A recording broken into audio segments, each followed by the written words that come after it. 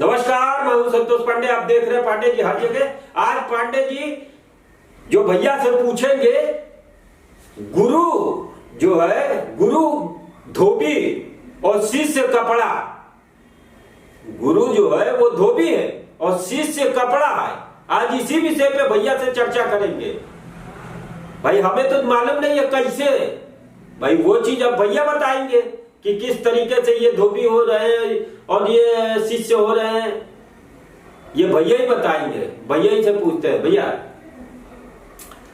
पांडे जी नमस्कार,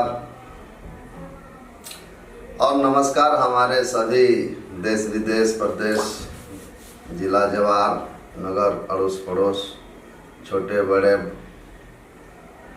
सभी लोगों को मेरा प्रणाम है। साहेब बंदगी है, नमो बुधाय है, धन निरंकार जी है, जय राम जी का है। पांडे जी आज सवाल किए हैं कि गुरु धोबी होता है और शिष्य कपड़ा होता है। हाँ। ये कैसे हो जाता है? हाँ। बहुत अच्छी बात है, बहुत अच्छा आपने ढूंढा है, अच्छा सवाल है। मैं प्रयास करूंगा, कोशिश कर रहा हूँ बताने के लिए। मैं अपने गुरु जी से, अपने माता पिता से, इष्ट देवता जो भी हैं, प्रार्थना करते हैं जरूर कि ये कोशिश, हमारा काम कोशिश करना है और बताना उनका काम है। सही बात है। काम है। हम लोग तो दिन रात कोशिश ही कर रहे हैं, कुछ ना कुछ कोशिश कर रहे हैं, कुछ अच्छा करने के लिए, कुछ अच्छा बताने के लिए, कुछ अच्छा सोच रहे हैं। और बाकी कुछ अच्छा करने वाले के ऊपर भी डिपेंड है कि सुनने के बाद भी, समझने के बाद भी वही वो कुछ अच्छा कर रहा है कि नहीं कर रहा है, तो उसके ऊपर है। तो चाहेंगे कि कुछ थोड़ा बहुत शुरुआत करने से पहले दो शब्द कुछ और थोड़ा सा बोला जाए। आरे माथावा मुड़वला ये गुरु चेला, वा बनावाला या है चेला, वा बनावाला हो चेला बाप हो कि ना सहायन हो राम, हे राम हो चेला बाप हो कि ना सहायन हो राम। तमथवा मुड़ौनी गुरु चेला, वा बनावानी है चेला, वा बनावानी हो आहे चेला बाप हो कि ना सहायन हो राम, राम हो चेला बाप हो कि ना सहायन हो राम। पंडित जी यहाँ गुरु धोबी और शिष्य कपड़ा की बात आपने किया है। अब देखिए, एक समय की बात है। एक महात्मा जो थे वो अपने गुरु के प्रचार के लिए वो निकले थे। अच्छा। कि मतलब जो है हम अपने मिशन का, अपने सत्य का, अपने विचार का प्रचार करें कि हम लोग की क्या सोच समझदारी है, हम लोग क्या चाहते हैं, क्यों इतना सब कर रहे हैं, न इसकी कोई गवर्नमेंट तनख्वाह देती है और ना ही जो है कोई भी जो है किसी प्रकार का कोई उस तरीके का कोई सहयोग नहीं करता। सहयोग बस यही है कि मेरी बात को सुनता है, समझता है, उसको जीवन में ढाल के अपने जीवन को बना लेता है। बस इतने ही स्वार्थ है। यदि एक आदमी भी मेरे बात को पूरी दुनिया में सुन के एक दो आदमी भी अगर मेरे बात को सुन करके और थोड़ा सा अपने में बदलाव चेंज कर लेता है तो मेरे लिए वही बहुत काफी है, वो मेरा तनख्वाह है। सही बात है। मुझे गड्डी या रुपया नहीं चाहिए, मैं गड्डी और रुपया के लिए नहीं कर रहा हूँ, मैं समाज की सुधार के लिए एक अच्छा जो है माहौल बनाने के लिए ये सब करता हूँ पंडित जी। और जो आप पूछते हैं उसका आंसर हम देने की कोशिश करता हूँ। सही बात है।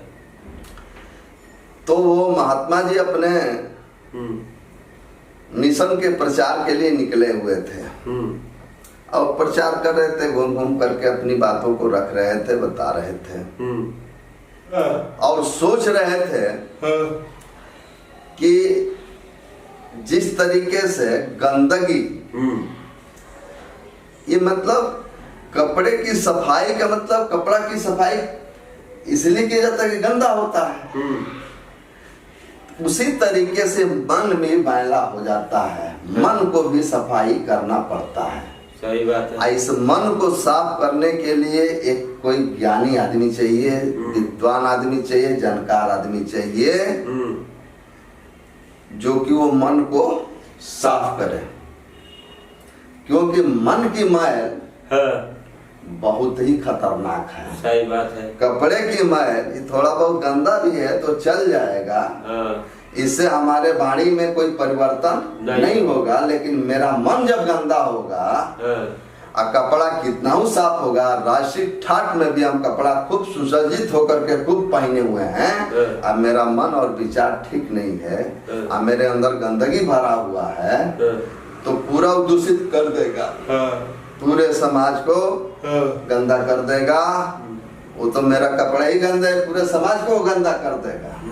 एक आदमी जो है, जैसे लोग कहते हैं कि तालाब में मछली होती है, एक मछली मर जाती है तो सबको गंदा कर देती है, तो उसमें महक इतना हो जाता है कि पूरी महक बन जाती है, भले उसमें हजारों मछलियां जिंदा रहते हुए भी एक मरने के बाद जो है वो हो जाता है। तो इसी तरीके से वो निकले हुए थे, चले जा रहे थे, तब तक जो है एक मन चला लड़का मिल गया। गांव में मनचले लड़के होते हैं जो कि साधु संत फकीर जो भी आते हैं उनसे भी वो मजाक करने लगते हैं। वो जो है कुछ ना कुछ बोलने और बोलवाने चाहते हैं कि मतलब कुछ मामला आगे बढ़े।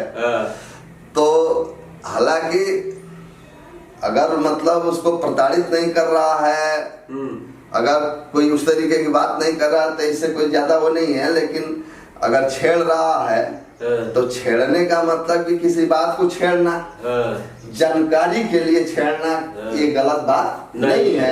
अब उसका कपड़ा फाड़िए, उसको बेइज्जत करिए, ये छेड़ना होता है। तो इसी तरीके से वो जा रहे थे, सामने गुजरे, तब तक उसने बात को छेड़ दिया। उनको नहीं छेड़ा, बात को छेड़ दिया। हाँ, सही बात है।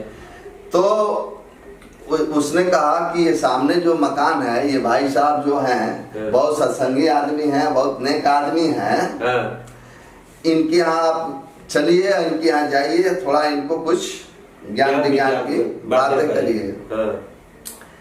तो वो संत महात्मा मतलब सोचे कि तो कोई दूसरा आदमी है जिसका मकान है, उसको आना चाहिए, वो आना चाहिए, वो कुछ कह ही नहीं रहा है, हम अपने मर्जी से क्या कुछ वो कर रहे हैं। सही बात। तो फिर वो आगे बढ़ गए, फिर वो लड़का जो है पीछे पीछे गया, क्या कह रहे महात्मा जी हमने बोला था ये सामने मकान है, इसमें थोड़ा सा कुछ ज्ञान विज्ञान की बातें कर लीजिए। एक्चुअली वो मकान जो था किसी भाई साहब का नहीं था, एक वैश्या की मकान थी।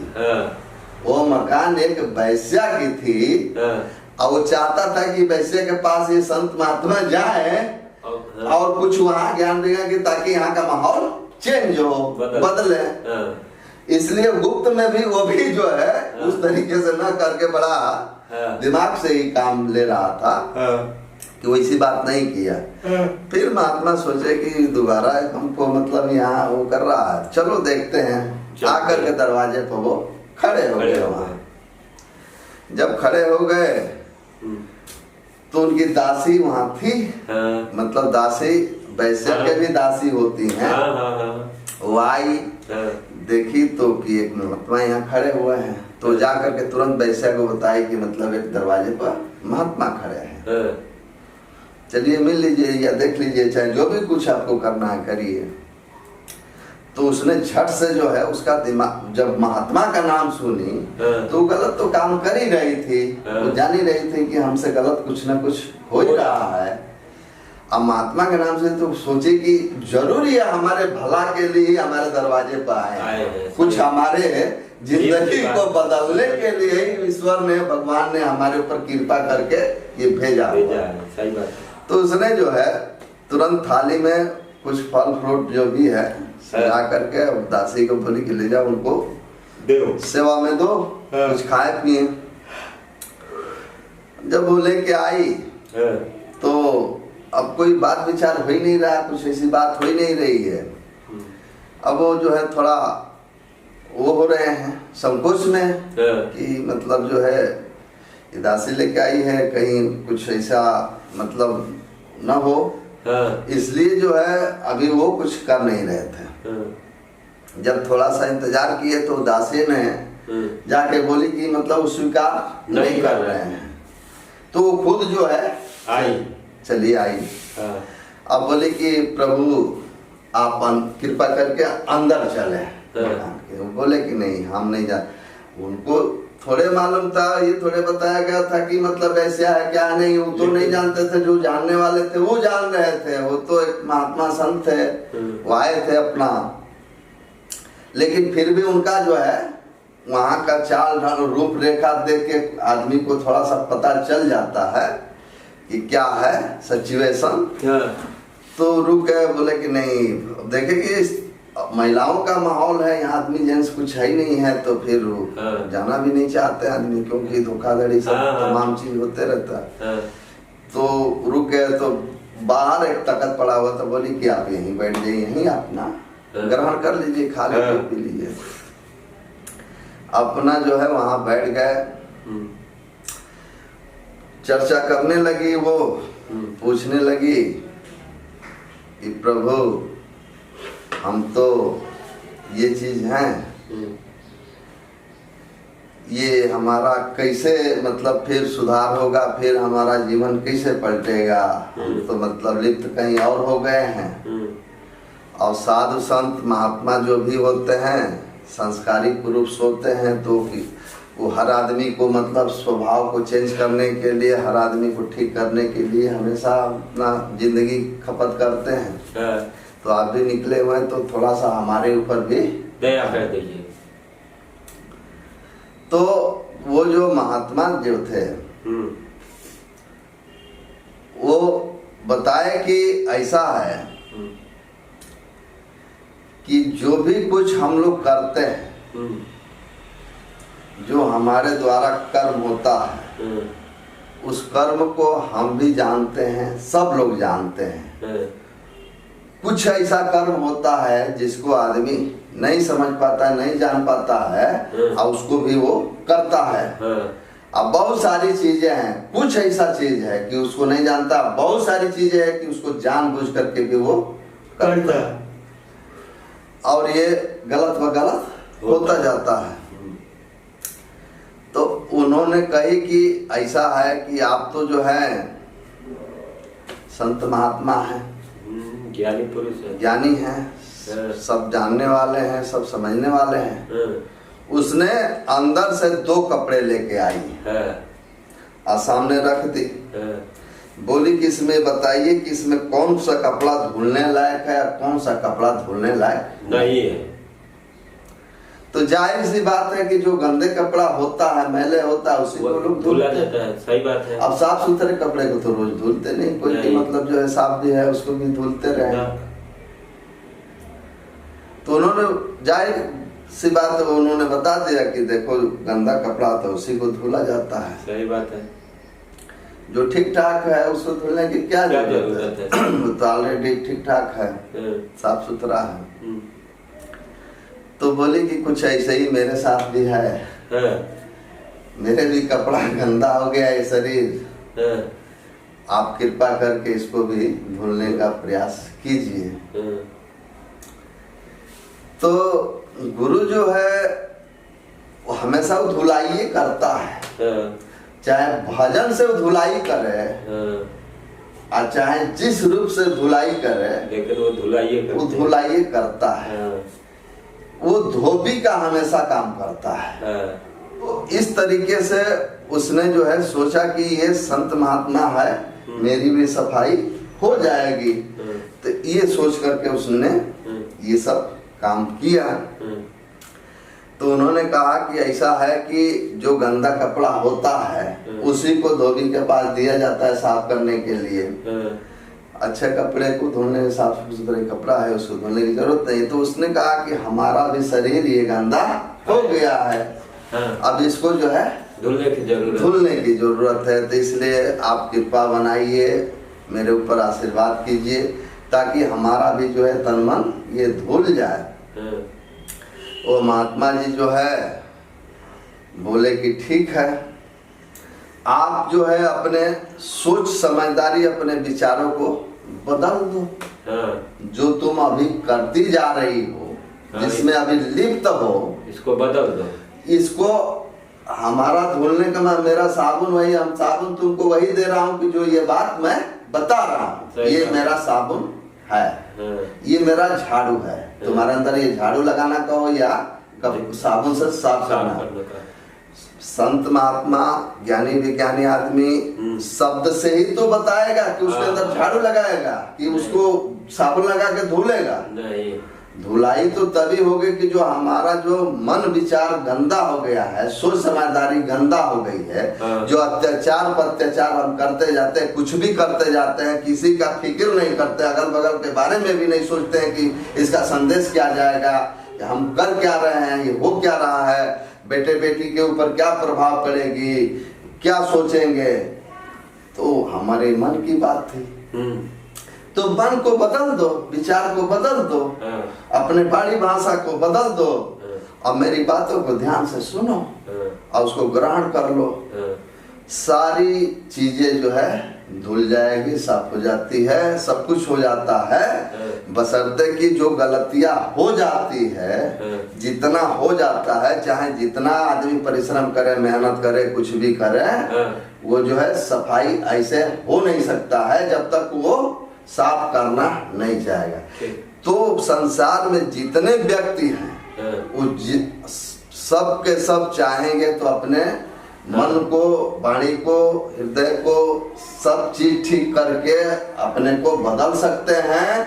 अब गुरु का काम यही होता है, यही धुलाई उसकी होती है कि उसके वाणी को बदल देता है, उसके विचार को बदल देता है, उसकी सारी चीजों को जो है बदल के उसके अंदर अच्छी अच्छी चीजें डाल देता है और उसके अंदर वो विकास हो जाता है। वो आदमी सोचने समझने लगता है, उस पर चलने लगता है, उसको करने लगता है, तो उसकी सफाई हो जाती है। तो वही शिष्य जो है वो कपड़ा हो जाता है। जिस तरीके से कपड़े की सफाई, उस तरीके से शिष्य के भी गुरु जो है खूब बढ़िया से अंदर बाहर सफाई करता है कि ऊपर से भी सुंदर दिखे और अंदर से भी सुंदर। अंदर बाहर जब तक दोनों नहीं सुंदर होगा तब तक ऊपर की सुंदरता से कुछ भी नहीं होने वाला है। चाहे जितना वेशभूषा बना लीजिए, चाहे जितना जो भी कर लीजिए, कहीं से कुछ भी होने वाला नहीं है। तो पांडे जी इस तरीके से जो है गुरु जो होता है वो जो है धोबी होता है, वो सफाई हमेशा करता रहता है और शिष्य जो है कपड़े की बात होता है, उसकी सफाई करने की जरूरत होती है। तो गुरु की जब संपर्क हो जाती है, उसके सानिध्य में आ जाता है, तो गुरु जो है सफाई कर देता है, तो वो भी साफ सुथरा हो जाता है। इस तरीके से संसार का ये नियम है और संसार में इस तरीके से लोग करने लगेंगे, चलने लगेंगे, अपने आप को सफाई के लिए सोचने लगेंगे और उस पर जागरूक होंगे, तो हर जगह सफाई हो जाएगी। तन की भी सफाई हो जाएगी, मन की भी सफाई हो जाएगी, घर की सफाई हो जाएगी, परिवार की सफाई हो जाएगी, सबकी सफाई हो जाएगी। और सफाई होने का से कोई खराब नहीं होना है, वो सुंदर ही होना है। तो सत्यम शिवम सुंदरम। चलिए ठीक है, फिर अगले वीडियो मिलेंगे। तब तक के लिए नमस्कार। मेरे चैनल को लाइक करिए, सब्सक्राइब करिए और ज्यादा से ज्यादा शेयर करिए।